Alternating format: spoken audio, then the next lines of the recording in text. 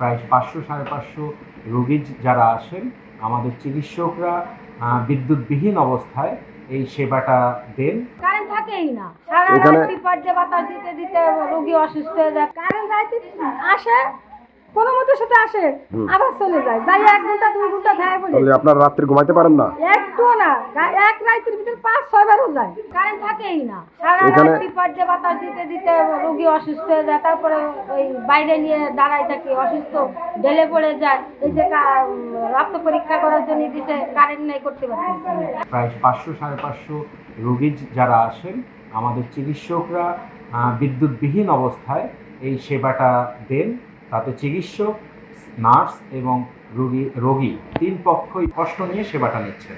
আর সবচেয়ে বেশি কষ্ট পাচ্ছেন যারা অন্তর্বিভাগে ভর্তি থাকছেন, যারা অনেক জটিল রোগী থাকেন, অনেক বয়স্ক রোগী থাকেন, যাদের ভোগান্তি বিভিন্ন মাত্রায় বেড়ে যাচ্ছে শুধুমাত্র বিদ্যুতের ধারাবাহিকভাবে বিদ্যুৎ না থাকার কারণে।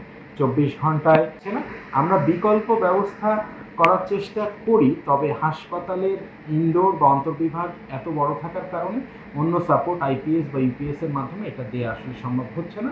আমরা পল্লী বিদ্যুৎকে চিঠি দিয়েছি যেন হাসপাতালকে আলাদা করে হাসপাতালে বিদ্যুৎ সরবরাহের ব্যবস্থা করা যায় কিনা।